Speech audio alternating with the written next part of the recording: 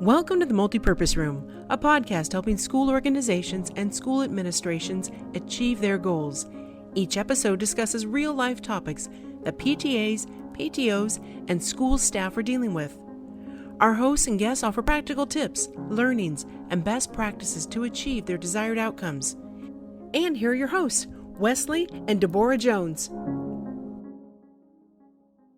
Today's topic is particularly relevant given the virtual world we are living in. Parent-teacher organizations have historically been in-person organizations. Events and meetings were held on school grounds with people face-to-face.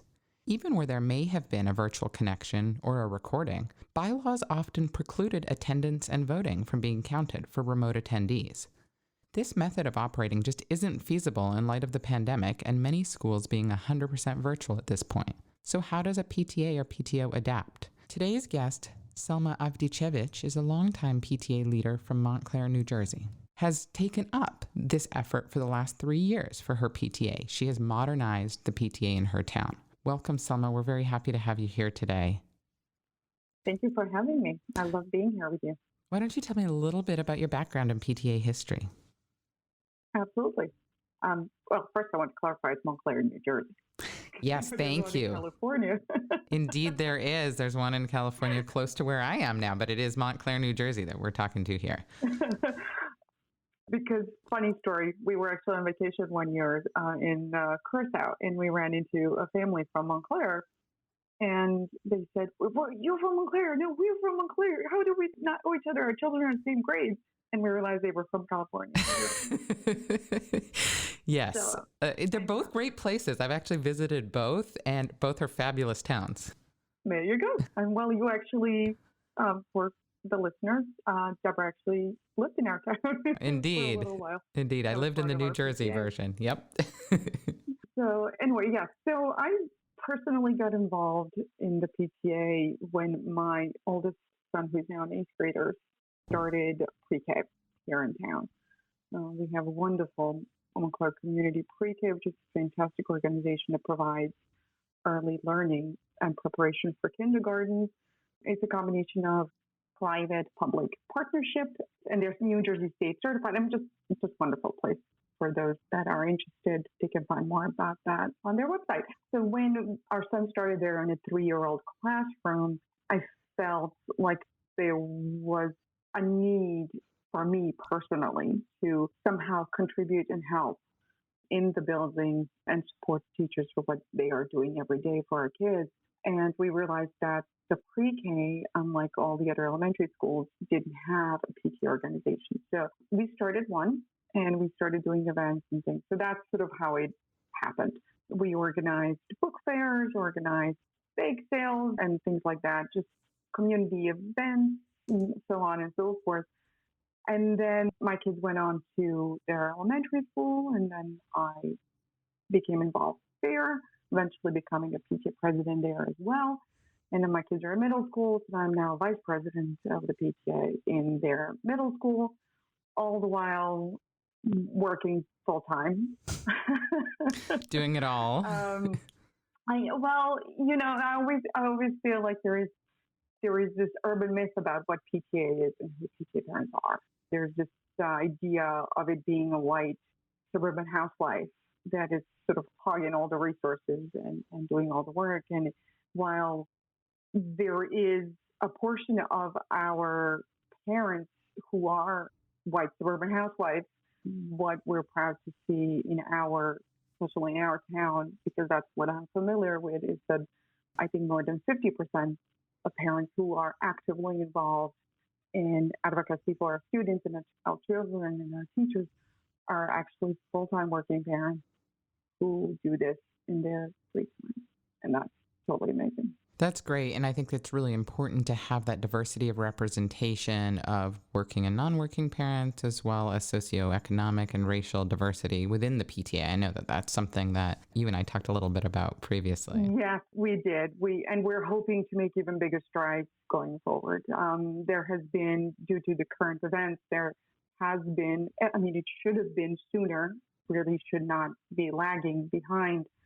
But there is now an absolute concentrated effort to ensure that every parent is heard and that every child is represented, and we're doing best that we can, and we are going to do better. It's always it's like I always feel like sitting back and say, well, we're doing the best we can is just good enough.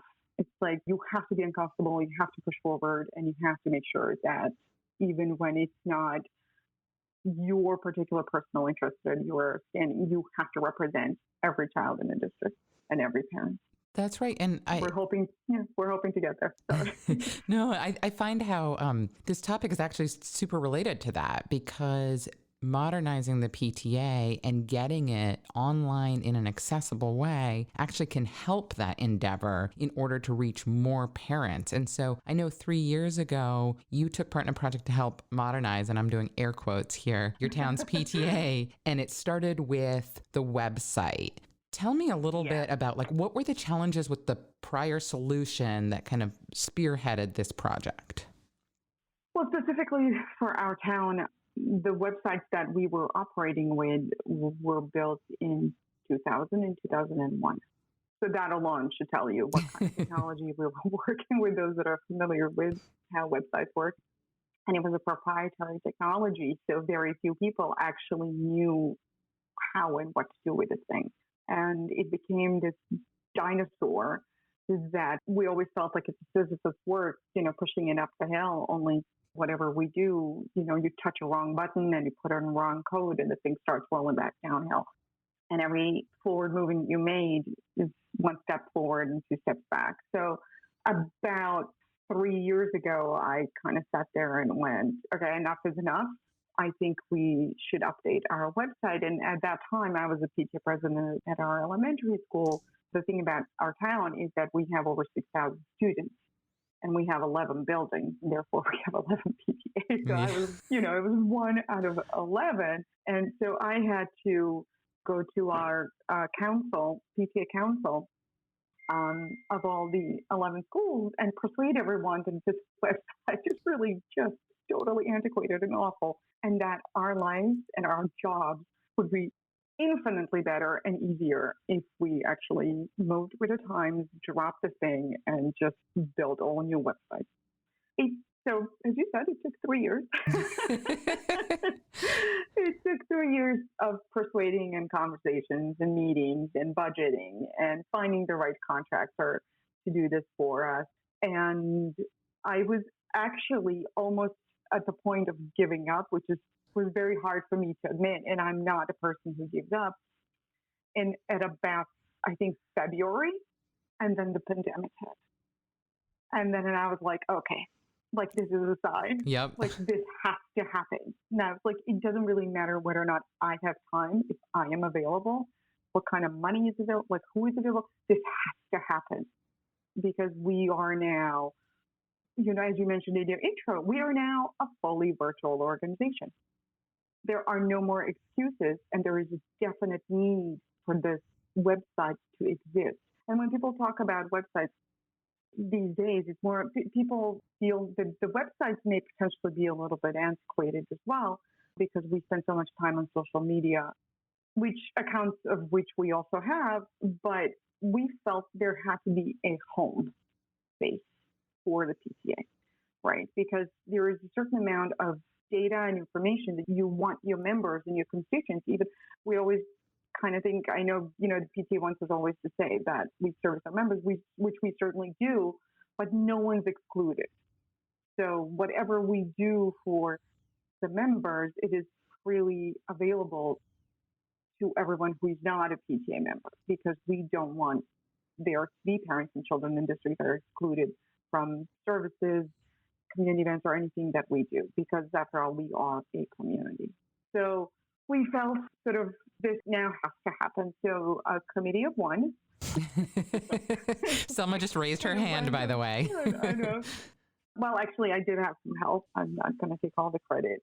I did have some help bouncing ideas off of other people, but I just basically dived in head first, even though I don't have a first clue about how to put together a website. I have found a friend who knows how to use WordPress. Well, he's WordPress certified designer, and they have all sorts of certification I'm not familiar with. But anyway, he's one of the experts. in the platform. And he's like, well, why don't you just do that? And it moves with the times because it's open resource and it's always updated, it's secure, and nobody has to be doing any coding. And you pick a theme and you just plug in your content.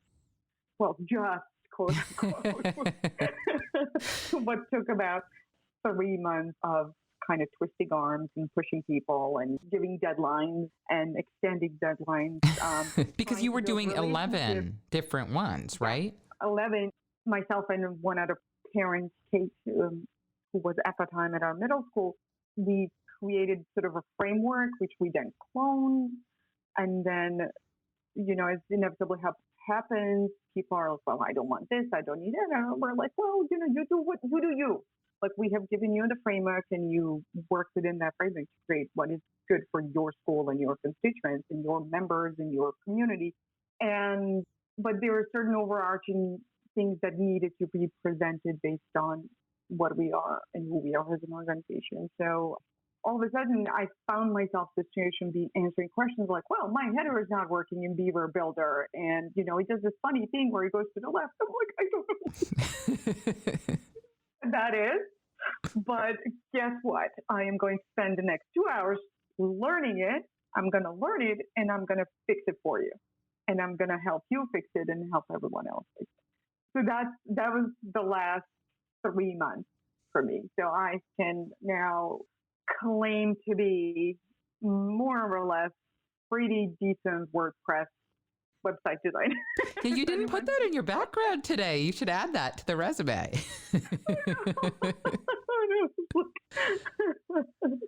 Commercial finance investment specialist plus. There you go. WordPress designer.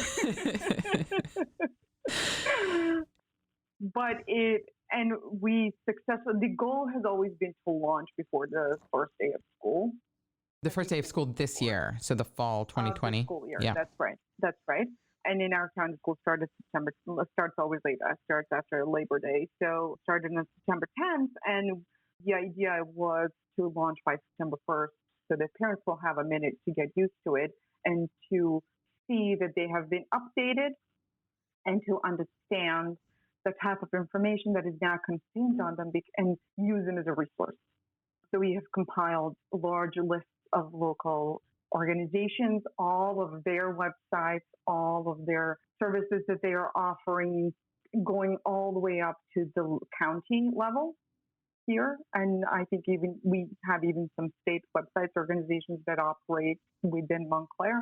We have provided all the information they can potentially need if they need assistance of any kind that is available in the community. So the website has sort of become like one big hub, I would call it, of any information any parent can potentially need during this time.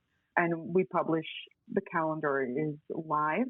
We have built in a Google Calendar in it, so it's live. So people who are in charge of calendars can change dates and times on the fly on their phone, so parents can go to the website at all times, see up-to-date information of the events that are happening, because that was always an issue, at least for us in the district, the way that the events have been put on the joint calendar, that there's always a lag and it wasn't updated.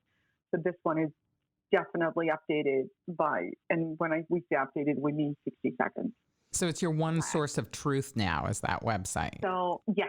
So that was because we didn't want parents frustrated to have to go to 16 different places to find information. We didn't want them to go to Facebook and then try to scroll down the news feed because sometimes somewhere they saw a flyer or a link that they might find useful.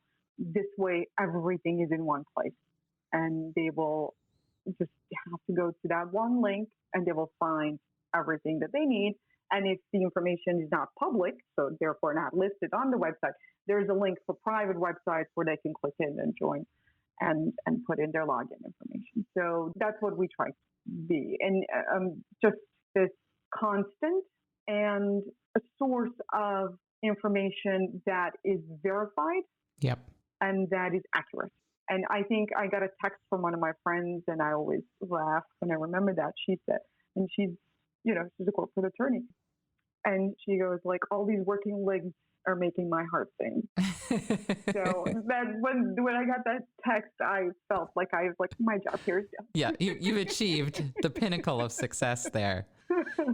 So if you're thinking about schools that are considering updating their website, I think I heard some of the challenges you mentioned. It was very difficult for the PTA to update its own website because there needed to be some programming. There wasn't necessarily one source of truth. So there was a Facebook page, but not everybody was necessarily on Facebook. The website may or may not sync with that. And the timing of updating of those may be different and kind of unlinked. And then also, I believe we talked previously, the site wasn't necessarily mobile compatible, at least not the way sites are today. Started on that. Yeah, that's not. So those were the challenges. Have you solved those now with the WordPress solution? Yes, because most WordPress themes are actually compatible with all those things and they can do all those things for you. Because the theme that we picked, we made, so, honestly, there was a list of, when we started the project 3 years ago, there was a 3-page list of things that we wanted to accomplish with it. Oh, wow. So you put it so succinctly, it were the top priorities, but there were just so many other things that needed to get to the 21st century as an organization. So yes, there were challenges in it, but I think most of the biggest challenge, it was not picking the platform to use, was not picking the theme. It was getting 11 groups to collaborate on a common goal. And what was the best way to do that? Like, how did you cut through that? Because that's a lot of different ideas and opinions. Yeah, lots of Zoom calls. Lots of Zoom calls, lots of text, we had a Google group for the web designers that we had because of just, I'm going to introduce a new word. Sorry, Merriam-Webster. Clunkiness of the old website. We actually had to recruit actively every year, an actual webmaster for each website, a person who knows how to code to maintain these websites. Right. So we are lucky that we had those resources, that we had parents who were able to do that. It was just a matter of them, because some of them would kind of look at it and it was almost a little bit sort of below their pay grade to be working with WordPress because they are HTML or C++ or would SAP, whatever it is that they do. So for them, the WordPress was a little bit of plug and play, which made their job a whole lot of easier. But some of them would kind of try to get a little fancy. Right. They were used to more customization probably because they have the skills. We were like, no, you really don't need to do that, because what we were also trying to accomplish is have a sort of almost a branding between the groups. So people will understand when they look at these websites, they will understand that we're all part of the same community. Yeah, so a unified brand for the city, and that probably ties into the state and national PTA. National PTA. Look, yeah. So that's sort of what we were trying to. So there was no confusion as to what they were looking at. Yep. They would understand that this is the website that is built by the parents for the parents, and the information for them would be available there. So there was a lot of Zoom calls. There was a lot of screen sharing. There was a lot of, this is how you do this, and this is how you do that. This is how you plug and play. Because one of the biggest challenges, which actually there are a few PTs talk about, is the mandatory turnover of leadership every year or two, right? So most states, and it comes down from national charter and state charters, most PTAs turn over entire leadership every year or two, depending on what, right? So if you started something 3 years ago or 4 years ago, by the time you get to the execution, this is an entirely different set of people. Yeah, make that 1133, right? Yeah. Right?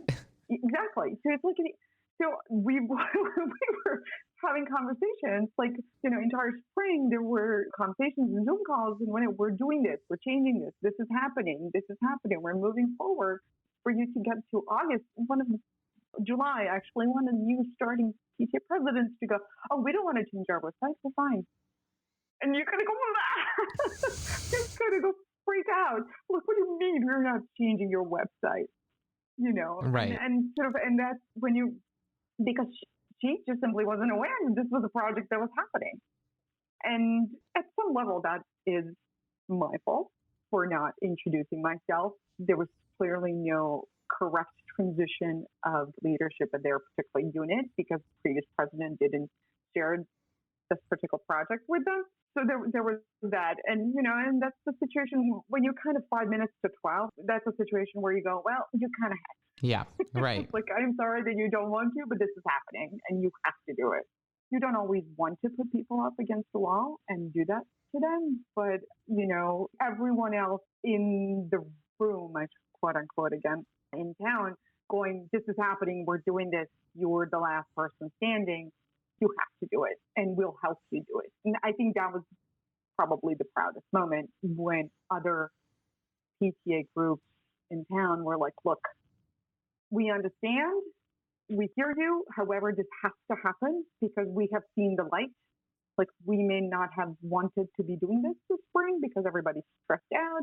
Kids are running all over us. We're constantly in Zoom calls for work and whatnot. And then we have to do this as well. But we're here to help you. Like, we'll walk you through it. And I think that was the moment when I saw everyone shine the brightest, because she would reach out and she's like, I'm having issues with this widget or that widget, and this is not working, that's working. And different people are, okay, let's log in together. Let me show you how I did this. And it will be different people from different schools and different groups kind of sitting her down and just walking her through this so she can meet the deadline. The end result of that collaboration and that collaboration itself was just a wonderful thing to see a community coming together. So it sounds like a lot of seeking to understand different perspectives, collaborating together, and a lot of emotional intelligence to make it through the biggest challenge of coordinating the 11 different people. Really pulled you through to the end there. 11 different groups. Groups, sorry, you're right. You're right. I think we calculated at least 33 different people, and probably more because it probably just wasn't one from each. Fair. Yeah. So if you had 2 to 3 tips to give any PTA looking to update their website, what would you say? Make a shorter turnaround time. So I think us doing this over the span of 3 years, even though most of that time was used for research and petitioning different groups to participate in this and be part of this as a body, I think giving yourself a shorter timeline to do this would yield faster and better results. And fewer people. Potentially. There's that. That's a benefit of that. You don't have to have 33 different people to speak to. But yeah, shorter timeline is definitely because it will, first of all, there's all these requirements that we have as an organization about not transferring money from one year to the next. There's a minimum amount of money that can be moved from one fiscal year to the next. So having to write to the state every July and telling them that we're saving this money because we need it for this project 3 years in a row, and it's a big pile of money, they get suspicious at one point. And, at a certain point we got a letter, they're like, okay, you need to send this. You can't move this anymore. You're done. So that it will help, definitely help with the fiscal. It will help with the number of people that will be. So limit the size of the committee to, there has to be a decision maker and a lead that is decisive and can see the vision. Otherwise, you'll be death by committee. Yep. And we're all familiar with that. Someone inspiring, someone who can lead and push and cajole and twist arms and just make it happen. You should absolutely get consensus and have people buy into the vision. And if you start with that, if you sit in a room and everybody's saying, oh, yeah, this should happen, then you're like already one step ahead. I also highly recommend WordPress as a platform because it's not only comes preloaded with whole sorts of themes that you can build on and work with. And once you kind of learn the content, the idea of maintaining of the content and updating the website is a breeze, right? Because the themes and overarching structure gets updated automatically. The only thing you're updated going forward is the content. Makes sense. And so those would be sort of my takeaways. Yeah, so it sounds... Make it easy. So the third one, with the WordPress as our choice, just make it easy on yourself. Yeah, it sounds like shorter time frame, appoint a leader, and at least consider WordPress, but definitely a simple platform to facilitate ease of updating.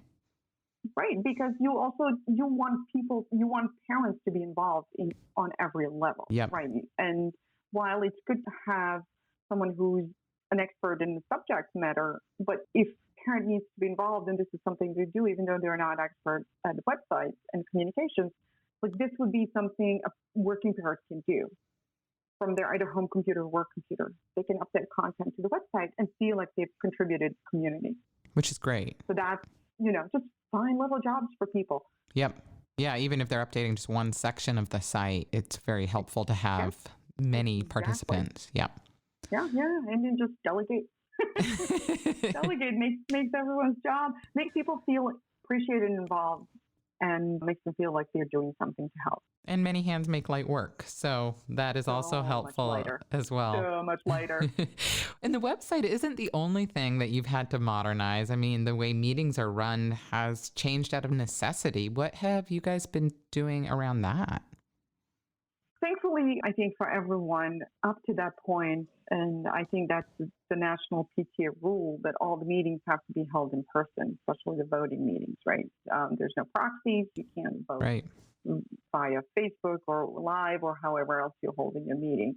So once the pandemic happened, thankfully, we received guidance from the state of New Jersey PTA that we can hold our meetings via Zoom and that the voting is allowed to happen via Zoom. That has increased the participation in the PTA work in our town, probably like 300%. That's amazing.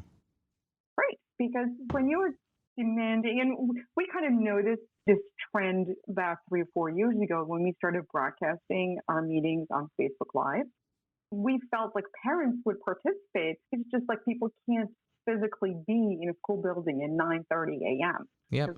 Whatever reason, they have work, they have commitments, or even at 7:30 p.m., they have dinner, they need to put kids to bed. So having in-person meetings at those times, as good it is, it also is really bad because you can have more people participate in people. And so we noticed the increasing viewership of the recordings of our Facebook Live feeds. There'll be, at the time, there'll be like hundreds of people watching this. And we're like, what is happening? Because we have 11 people sitting in the room here. So once we were given a green light to do, like every meeting now has almost 100% participation. Almost all invitees show up. Wow. That's impressive. Because they can, because it's on Zoom, because it's the click of a button on the phone or on your computer. And people's voices get to be heard and they get to share and they get to tell us their ideas. And it's honestly been wonderful for those of us that have been doing advocacy and working in this space for decades for me specifically. It was great to see these meetings and different voices and people raising their hands and giving their ideas and volunteering to do stuff. So my one takeaway is like, keep the Zoom meetings going. Yeah. After all this ends, I personally don't see an end anywhere in a near horizon. I'm probably like, once the vaccine is introduced, we're probably sadly talking spring or summer of next year, but even hopefully not, but it is, because that's how you keep the parents engaged. We really need the parents to be engaged. It cannot be an organization of 11 volunteers. And parents are engaged when you make it really, really easy for them to be engaged, like having them on a Zoom meeting. I look at the membership numbers that we have for this year, and we are not the school that has usually a lot of members. We have exact same numbers. It is now September 17th. We have exact same numbers of a number of members that we had last year for the entire year. Oh, wow. It took us the entire year to recruit this many members. And it's now September 17th, and we're already starting July 1st, September 17th, the exact same numbers. Because people believe in this. People want to be active. People want to advocate. People want to participate. You have to make it easy for them. Well, and this goes back to what we were talking about with diversity of opinion, right? Like now you have the ability to solicit more diverse opinions if you have more participants, and therefore you have better representation for all the different viewpoints of your entire community. Yep. And the needs, different needs that people have not had an ability or time or space to tell you, so you can better represent and better advocate for every child in your district. You mentioned membership. I think that's an interesting area because if we think to how PTAs have often operated, you know, you go to back to school day or you go say hello to your teachers or whatever it is, the in-person kickoff that your school hosts right before school starts. And usually there's a table there with the PTA and that's how members are recruited, right? And that's very much in person. That's how we met. Yeah, exactly. It's very much in person and it's very much not happening right now. And so how do you've got more members though. So how did you handle membership this year? We actually have not at all recruited members. Wow, congrats. And that's the even more shocking this year. What we have done is basically said, we are not going to ask anything under the circumstances. We're not asking anything from anyone. But if you feel like you want to do something and contribute something, by all means do. And we put a button on the new website that says donate here. And all of the money that you donate is going to be given back to school and the students in the school. So what we have done, a week before the school started, the district held, in our school specifically, but the entire district, basically had textbook distribution. Yep. So the money that we collected, all of the money went into purchasing school supplies. Okay. So we purchased 20 boxes of school supplies and science kits as directed by our science teacher in our school. And when parents came to pick up their textbooks for their kids, we had a table which had free supplies. That's and great. That was it. We said, these are free, whoever needs them. They were like, well, what? And people would come up to us, well, does this cost anything? We're like, nope, costs nothing. Money has been donated for this. Other generous parents in the district who are able to help and support have donated towards this. So if you need a pencil or an eraser, or if you need every single thing on this table, it is yours to take. And we have given away all of the science supplies. We have given away all of the school supplies. And an extraordinary thing happened. People went on our website and became members. That's fantastic. And then not only that, they've given us even more money. Wow. Because they have seen their donations work in the community. They have seen the direct effect their donations have on the students and families that have a need. That's fantastic. So, yeah, I mean, I just, I'm getting goosebumps talking about it. Because it was just, honestly, we really did not. And, we look at the numbers of the donations that are coming in, and I'm just very right now, to tell you the truth. I was looking at the numbers this morning on our website, and I'm like, woo, this makes you feel good. That's great. It makes you feel really, really good about the community that you live in, despite all the challenges that living in communities can bring with them. But yeah, that really is all we do. I know the National PTA provides Member Hub as an access point to manage membership. And so that is a virtual option. Have you guys leveraged that? And if so, what are some tips around Member Hub that you would share to PTAs looking to manage their membership virtually? Okay, so I'm going to preface this with I love, love, love, love Member Hub. Big fan here. It is not the most modern and fancy looking thing. It's definitely not a WordPress-based website, but I have to tell you, for the functionality of the PTA and the official work of the PTA that needs to get done, I absolutely love its functionality. And those of you that PTA leaders listening to this, or even PTO, or any other parent organization, I highly recommend it. So one of the challenges in communicating with parents has always been purpose, right? Do we have access? How much access do we have to people's personal information to email them or mail them, include them in the directory for other people to see? what do we include? Do we include the names of children? Do we include their grade levels and all sorts of things? And people need to opt in to be participant in the community. So using Member Hub has sort of jumped over a majority of hurdles in PTAs communicating with their community. And those of you that are not familiar, I encourage you. It's easier, actually, when I talk about Member Hub, it's much easier when I do this on Zoom because I screen share and show everyone different functionalities the website has. But what it has enabled us to do is to solicit community members to come to this password-protected private website and have the level of engagement in virtual community that they feel they're comfortable with, right? So we were able to create a virtual, or not virtual, but digital directory of people that feel like they want to be part of the directory and want their information shared. And being in this climate, people want to connect with other people. Parents want to connect with other parents, and they want their children to connect with their friends. So having a digital directory where you can see someone's photograph, or even most majority of people actually haven't put up photographs, but contact information, you can just search for the name that you are looking for. You can see their email address or phone number, and you can contact them for whatever reason. And that has been the perennial challenge of the PTA, how to create this directory and communication between the parents. So Member Hub has solved that for us. It has solved the communication issue and the engagement issue in the sense that we have a cache of however many email addresses, and we needed a place to store them, but also to communicate out to these email addresses. So Member Hub offers us opportunity to do that.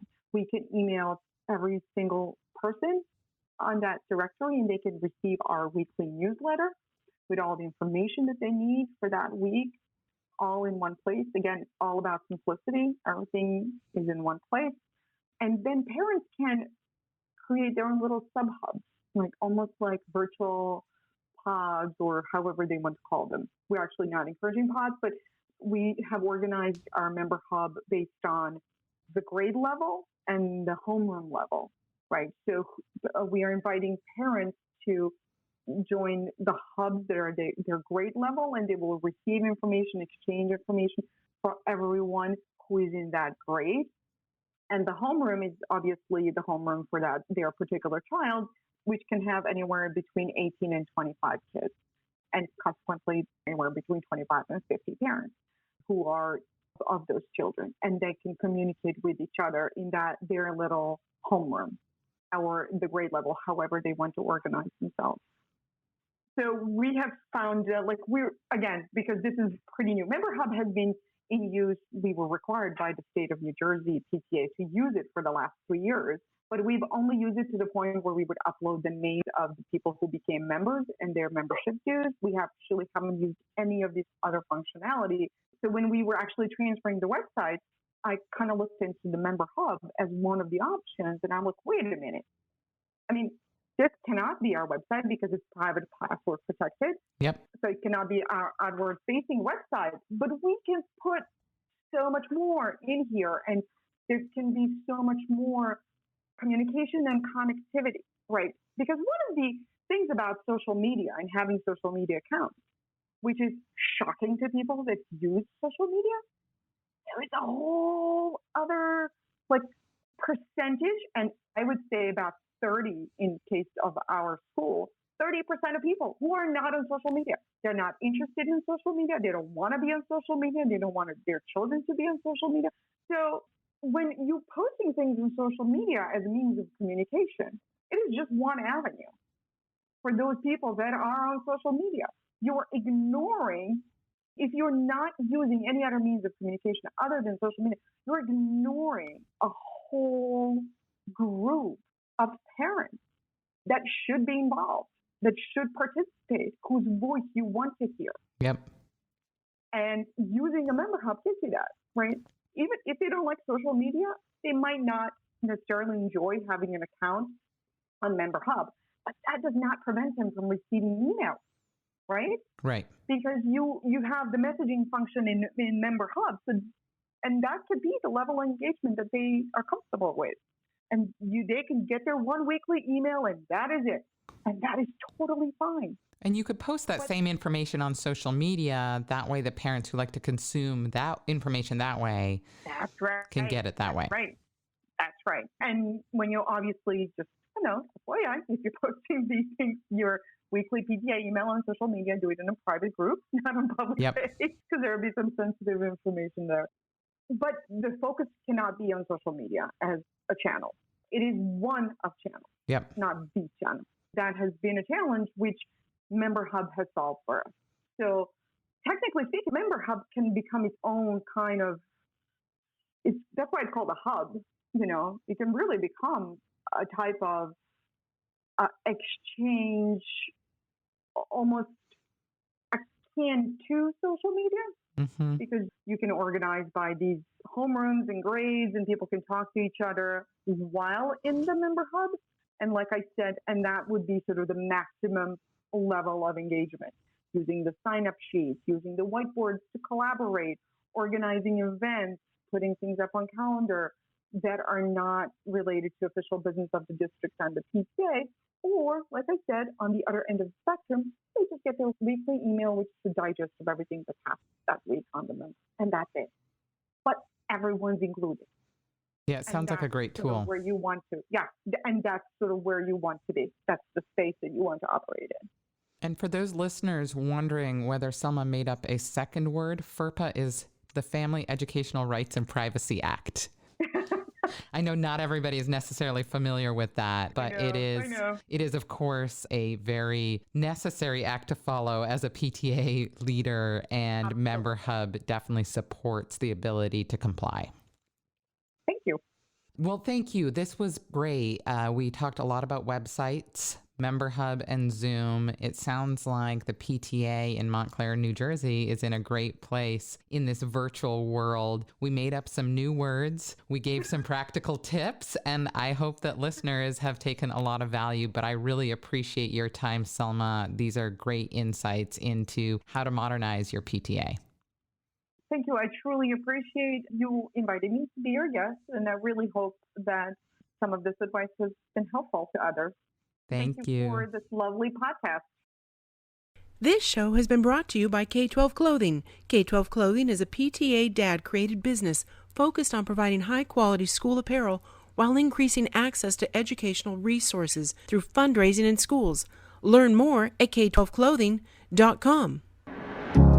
Make sure to visit our website at themultipurposeroom.school to subscribe to this show.